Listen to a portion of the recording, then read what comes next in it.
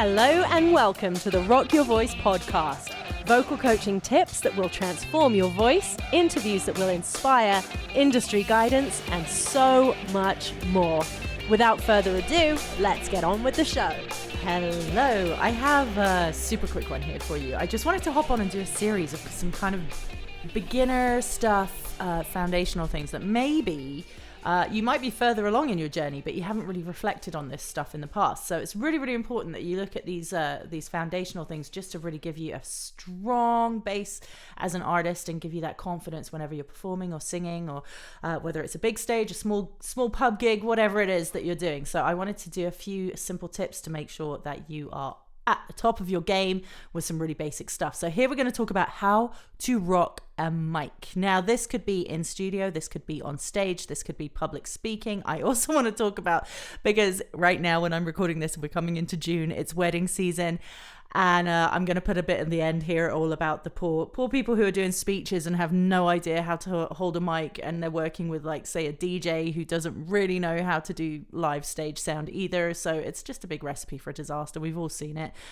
So hang on for that at the end if you do have a public speaking gig coming up. I'll give you some tips for that. But yeah, let's say you are doing a pub gig or like a small venue gig. There's a sound guy provided. You rock up to the show and it's like you're going to do your sound check. There's basic etiquette, of course. Your best friend at any live gig is going to be the sound guy. Make sure you know their name, offer to buy them a drink or whatever. Take good care of your sound guy. Don't be rude to them. Don't be yelling stuff at them from the stage and making them look bad from the stage, because really, when it comes down to it, you are in control of your sound to quite a high level. They can also make you sound absolutely terrible if you piss them off. So be nice to your sound person. I think I just earlier said sound guy. That's just because in my experience back in the day, there weren't a lot of girls behind the board. So anyways, yes, your sound engineer person who is controlling the desk for you. So first things first, proper microphone placement. And I really want to drive this one home because so many people have a bit of that anxiety. Sometimes it's a straight up kind of plug in and play 3-set open mic type thing. There maybe isn't a sound check, or it's like you get to run through a few chords and a bit of a hello, check. So do check in with what's going on the floor.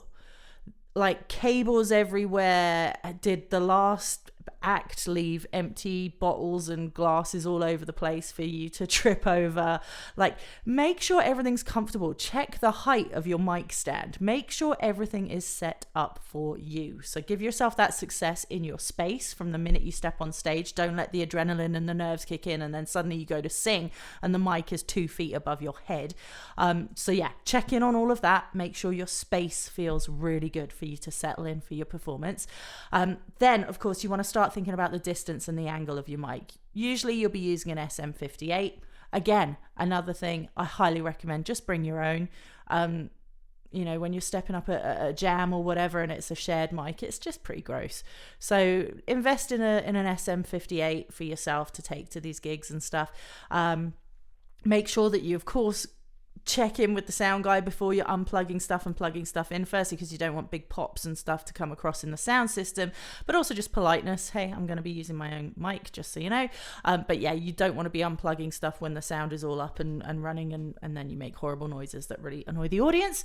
So yeah, have your own mic just for hygiene purposes, because if you are kind of like what I like to call an intimate singer, if you have songs that go quite soft and gentle, you're going to want to be really close and up on that mic.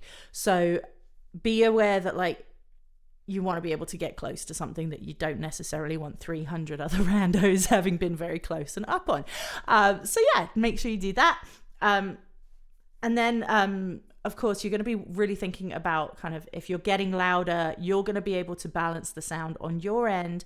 Don't just get louder with a really don't just hold the mic in the same position the whole time and just get louder and softer so the poor sound person is really working overtime. You can manage that on your end really nicely. You don't want to overblow the mic and then cause feedback because you just got ridiculously loud out of nowhere and you weren't holding the mic back a bit. So just really think, kind of think of the divas when they go for those big notes. Like Christina Aguilera is a perfect visual, because you just think she just pulls the mic away a little bit to the side. She's still got the sound going at the mic. She hasn't completely lost it. She's not just singing out into space. She's still got that connection between the sound and the microphone, but she's not singing right into the microphone when she gets really big with her voice. So play around with what feels comfortable, whether you like a mic in the stand, whether you like to hold your mic. I like to hold my mic because then I can have a lot more control over the variance between whether I'm getting loud, whether I'm going soft, whether I want the mic super close, whether I want it further away. But it also makes a nice variation from a performance perspective to kind of mix it up, from holding the mic, having it in the stand, have it in the stand to start the song, take the mic out to build some drama when you're building up the song. So you can really play with your microphone as part of your performance as well. So yeah, you're thinking about your projection, you're thinking about your setup on the stage, you're thinking about your mic stand and everything.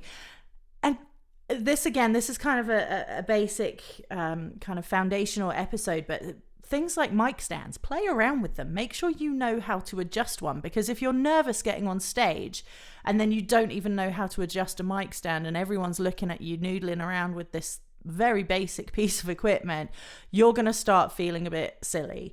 And then, of course, the nerves kick in even more. And then when your song starts, you're like, I've already kind of made myself look a bit foolish on stage. So take some time before the set to go up and, like, if it's a mic stand you've never seen before, and then trust me, there are some that are quite weirdly put together. Some are super simple, hydraulic, you just pull it up, you push it down. Some have got a few different things like booms and all that kind of stuff. So play around with some mic stands and get to learn like how to adjust them to how you like them.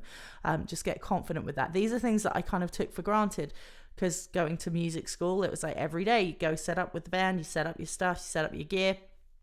And then it's second nature to have all of these things set up. But if you usually just practice at home acoustic, maybe you don't even have a PA at home or anything, and then you show up and it's like, oh my gosh, there's a microphone, there's a mic stand, there's all these things that I'm not really familiar with. So try and find a way to get familiar with that, even if it's going to your local music store and just messing around with some of the mic stands and stuff, having a look at how it all works. Go do that. And of course, to balance sound and stuff too on stage, just really be aware, like really connect with your projection. And when you're singing soft, when you're singing loud, sort of be a bit more aware of how and when you're activating all of that. The worst thing that can happen really from a sound perspective is feedback. And that can very much be in your control as well. So if you've got a monitor facing you, if you do have monitors on your stage, and you've got the sound coming back at you, really simple things like if you're bending down to pick up a bottle of water or pick up a drink, just don't bring your microphone down and point it at the monitor, because that's what's going to give you the feedback. Okay, it's when you're pointing your mic at the monitor and the speakers and stuff that creates that feedback loop. And nothing drives me more crazy, and it makes me feel so bad for everyone involved when I see the singer create the feedback and then give the death stare to the sound person and be like, what's going on? And it's like, dude, you're doing this and you're so green that you didn't realize that. And it's just such a shame, because it's unpleasant for the audience, it's unpleasant from a social perspective when you see the dynamic between the performer and the sound guy. And so just be aware of do a little bit of research of what causes feedback, and 90% of the time it's the artist on the stage, not the guy doing the sound or the person doing the sound. Sorry, I keep saying that, I'm just old school, sorry. And then engagement with the audience, like if there are issues with your sound, just make sure you've built that relationship with the audience, that it's clear that you're here to share your songs, share your music. It's not about having an immaculate sound. Obviously, that's really nice if the sound is great and everything's flowing really smoothly. But if you've built that relationship with the audience and they're enjoying what you have to offer, even if, say, the PA craps out, and that's happened to me before, the power goes off or something random happens with the PA and you have to go switch to suddenly like an acoustic or even an a cappella something, just be prepared for stuff like that, and just get that relationship with the crowd, because if you've got the crowd on your side, it really doesn't matter what the sound is doing, so long as obviously you're not feedback in their ears and blasting their ears off. But yeah, so get the crowd on board, have that relationship, and honestly, all of the technical stuff will fall by the wayside if you have them on your side. So yeah, if you do have an opportunity with your band, or if by yourself to rent some gear to play with, maybe rent a really basic PA system with a little soundboard, and you can just play around with it so that you can understand, because that's how you're going to be able to express to someone who's doing your sound as well what you like and how you like to sound on stage, as opposed to just getting up there and being like, I don't know, just make me sound good. Like if you're able to get up and be like, yeah, kind of, I like a bit of this mid and I like some toppy sound, like just be able to express what you like can really help you further down the road. And then, of course, one day you'll get to the point where you have your own sound people touring with you with your own gear and everything. And then that will just be lovely, because you just show up and you do your tests and then you play and everyone knows your voice and how to work it. And everything runs perfectly and you're filling stadiums and arenas and life is good. So yeah, follow these tips and maybe you'll get to that point. Can't promise anything, but yeah, hopefully this just gives you some more confidence, because knowing all of these things and stepping onto stage and knowing what to expect from a sound perspective, you have that confidence, you'll get the audience on side and have some fun with your gig, as opposed to stressing about things that you shouldn't be stressing about. So that is how to rock your mic. As promised, super quick tips about public speaking at, say, weddings. Perhaps like this is the biggest day of your life as a father. Your daughter's getting married, you're going to give a speech. You're about to share some of the biggest moments of your life and your daughter's life. The last thing you want is to just be holding a microphone so that the people at the back cannot hear you, or that there's feedback and people just don't even want to listen anymore, or it's just a mess. This is a really important moment for you, whether it be like a wedding or a big speech or whatever. Just make sure that you know what you're doing with your microphone. So angling, just people tend to talk. It's different. You do want to look and talk to the audience like you're having the conversation, but make sure that your mouth stays in the same position. So you can use your eyes to look around and everything, but don't be like moving your head around like kind of over here. And so you're coming back to the mic and then you're over here talking, and then it's like, oh my gosh, and then you're back in the mic again. Again, that's another sound disaster for the person who's managing the sound, because they're going to be putting the sound up when you go over here and you're talking over here, so they're going to be compensating for that.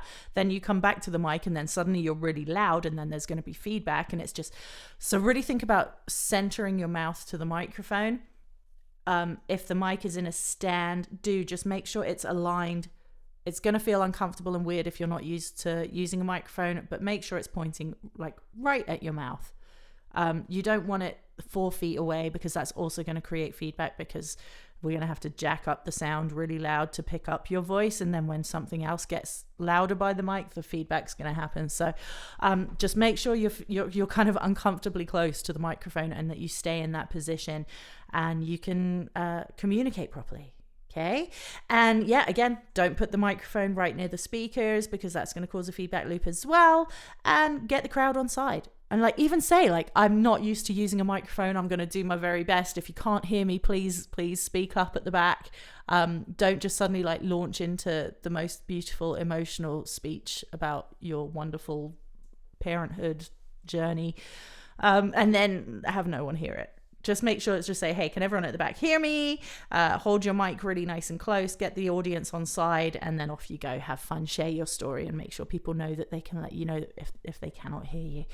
But yeah, good luck. Message me if you need any more tips on that, or if you'd like to kind of work on presenting a speech for a wedding, or presenting anything on stage, or if you have any more questions.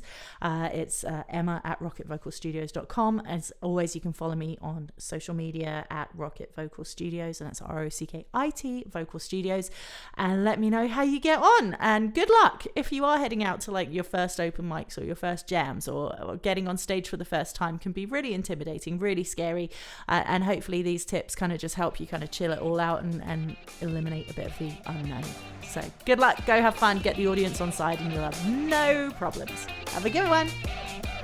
Thank you so much for listening to today's show. I really hope you enjoyed it. Please feel free to like, share, and subscribe. And if you do leave a review, it's really useful to help others discover the show. You can also check out the weekly vocal workout over on Patreon. I'll leave the links in the show notes, where you can access weekly vocal training from yours truly and totally rock your voice. Thanks again for listening. Check out Rocket Vocal Studios on social and on the web, and I look forward to seeing you again next time.